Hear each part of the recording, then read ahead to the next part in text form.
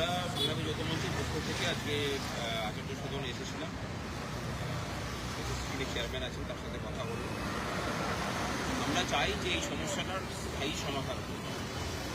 SSC 2016 panel নিয়ে যে আইনি জটিলতা তৈরি হয়েছে, আমাদের মনে হয়েছে যে এর মধ্যে যে দুর্নীতি হয়েছে সেই দুর্নীতিগ্রস্তদের যতক্ষণ না চিহ্নিতকরণের কাজটা সঠিকভাবে সততার সাথে এসএসসি করছে ততক্ষণ পর্যন্ত সেটা সম্ভব নয়।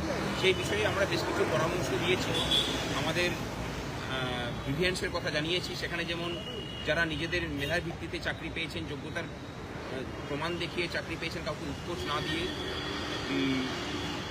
তারা এখানে বহাল থাকুন।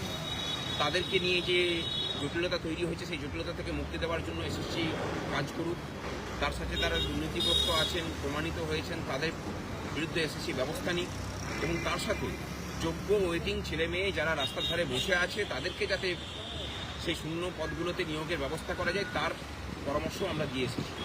এবং এটা করতে গিয়ে আমাদের কাছে যেটুকু মনে হয়েছে যে ওএমআর শিট আপলোড না করলে এই সমস্যার সমাধান সম্ভব নয়।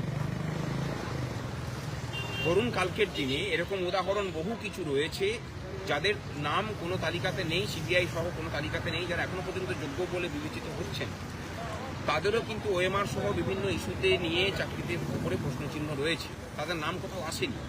তাহলে কালকের দিনে যদি সুপ্রিম কোর্টে তাদের এই সেগ্রিগেশন হওয়ার পরে যদি তাদের নামগুলোও জমা পড়ে, তাহলে আবার একটা আইনি জটিলতা তৈরি হবে এবং গোটা প্যানেলের বৈধতা নিয়েও কিন্তু সুপ্রিম কোর্টের কাছে একটা প্রশ্নচিহ্ন তৈরি হবে।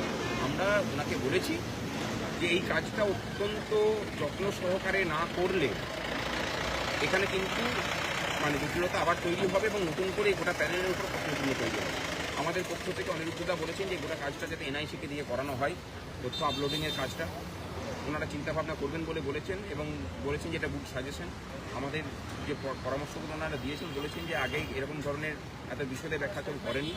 এবং আমরা তার সাথে ইন সার্ভিসদের কথা বলেছি। অনেক ইন সার্ভিস এরকম আছেন যারা রিকমেন্ডেশন আগে পেয়েছেন কিন্তু মেয়াদের উত্তীর্ণ হয়ে যাওয়ার পরে চাকরিতে যুক্ত হয়েছে।